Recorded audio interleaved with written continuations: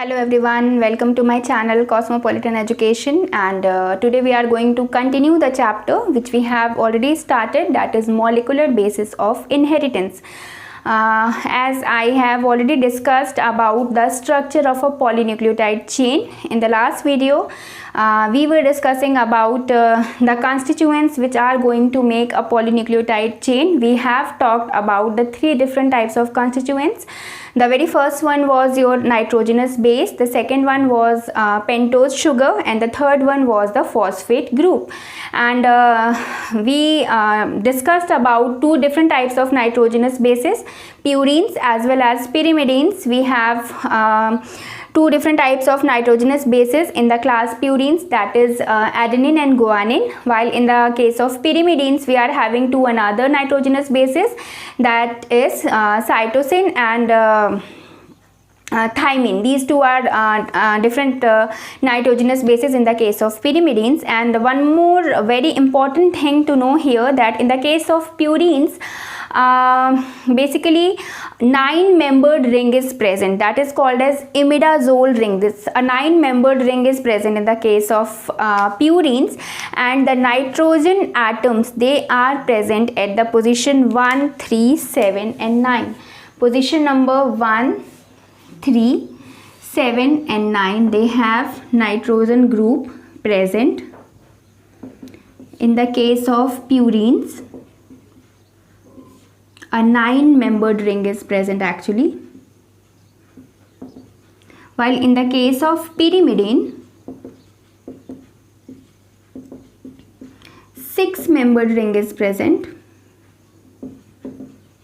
And this is basically the difference between purine and pyrimidines, and as the nitrogenous group is present at different positions 1, 3, 7 and 9, but here in the case of pyrimidines it is present only at two different positions, that is position number 1 and position number 3. You don't have to study about very much detail about the structure of presence of nitrogenous bases. You just have to you should have a simple idea about the positions actually, that at which positions nitrogen group is present, because we have to talk about the bonding which they are going to form, or we can say nitrogen is going to form the bond with sugar molecule.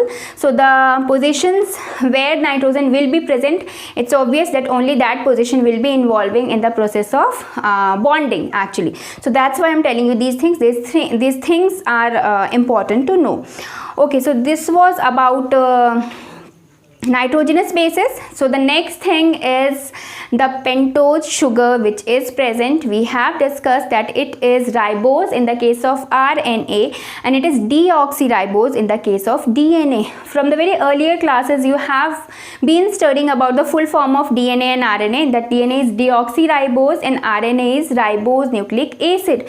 But have you ever thought that why Na is for nucleic acid, but the difference is only about D and R. D is for deoxyribose and R is for ribonucleic acid. So today I am going to tell you about the difference between DNA and RNA. See, pentose sugar is present in both the nucleic acids, DNA as well as RNA, but in the case of DNA we say deoxy. It is simply showing you the absence of the group oxygen. Deoxy, D means absent, oxy is for oxygen. So it simply tells you that in the case of DNA, here you can see the structure of pentose sugar. Here we have different positions 1, 2, 3, 4 and 5 where carbon atom is present. So this is pentose sugar, but when we talk about the position number 2, as you can see clearly here, oxygen is not present, while in the case of RNA, this is the position number 1, 2, 3, 4 and 5, where carbon atom is present. So at the position number 2, oxygen is present here as hydroxyl group. You can see OH is for hydroxyl group. So here in the case of RNA, OH is present, while in the case of DNA only H is present. Oxygen is missing here. That's why it is called as deoxyribose. Deoxyribose nucleic acid. But as the oxygen is missing from here, it does not make DNA a weak molecule, because of its absence, because of the absence of oxygen, DNA becomes more powerful. Because when we study about the presence of genetic material in different types of organisms, so in 99% of cases DNA simply works as a genetic material, while only in few organisms or in some viruses, actually in retrovirus actually, or very few examples we are having in which RNA is working as a genetic material. Why it happens? Because RNA is not a good genetic material because of the presence of oxygen here. The oxygen is very reactive. It simply reacts with any other molecule, any other compound to form a new molecule, and that's why it becomes less stable. As this oxygen is very reactive here, so the molecule becomes very less stable. It cannot be stable for a longer period of time. That's why it doesn't work as a good genetic material. But the case is reverse in the case of DNA, where oxygen is missing from here. So as the oxygen is missing, it becomes stable. And if we talk about the genetic material, it has to be stable in anybody, because it is the genetic material. It has to stay in the body. It has to be transferred from one generation to the next. So it is supposed to be very much stable. If it will be stable, it will be acting as a good genetic material. So that's why in most of the cases DNA works as a good genetic material. It is very stable. So this is the basic difference between the DNA and RNA. Okay, so this was about the sugar structure, and the third one is your phosphate group, which is having negative charges PO4, and it is having -2. You can say 2 minus charges are there. So that why it simply makes the DNA molecule negatively charged. So let's talk something about the bonding between these three constituents which are making a nucleotide chain or which are making a DNA molecule. So when we talk about the bonding between nitrogenous base and pentose sugar, so if we talk about the bases, so at the positions where nitrogen is present, they are going to make the bond, and the base the bond between nitrogenous base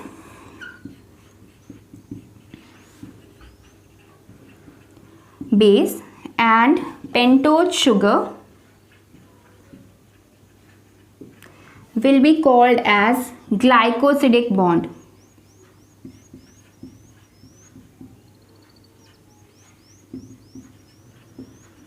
Glycosidic bond is formed in between nitrogenous base and pentose sugar. And a very important thing here, I'm going to tell you that in this chapter, when you will be reading, you will be getting two different terms. One is nucleotide and the other is nucleoside. The nucleoside will be appearing a new term for all of you, but it is not a very different term actually. It is included in nucleotide, but there is very minute difference between these two. When I am telling you about the combination of two different things here, nitrogenous base and pentose sugar, one thing is missing from here, that is the phosphate group. The phosphate group is not attached till yet. So the combination of these two, nitrogenous base and pentose sugar, it will be termed as nucleoside.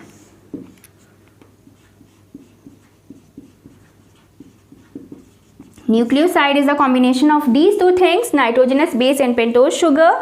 It is without the phosphate group, but as the phosphate group comes and it joins these two, so when the phosphate group is joined with these two, or you can say these two are collectively called as nucleoside. So when the nucleoside is going to join with a phosphate group, it will be called as nucleotide.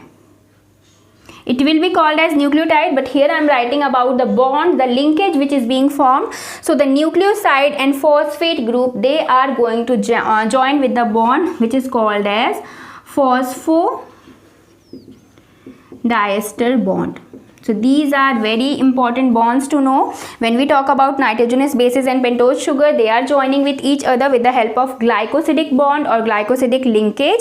And when this nitrogenous bases and pentose sugar, they are going to attach with the phosphate group, so another type of bond will be formed that will be called as phosphodiester bond or phosphodiester linkage. So this is also very important to know. And I was telling you about the nucleotide. So when the nucleoside joins the phosphate group, or you can say when all the three things are joined with each other, so in that case they are going to form the nucleotide. So there is a very small difference between these two terms, nucleoside and nucleotide. When only nitrogenous base and pentose sugar is present, in that case this combination will be called as nucleoside.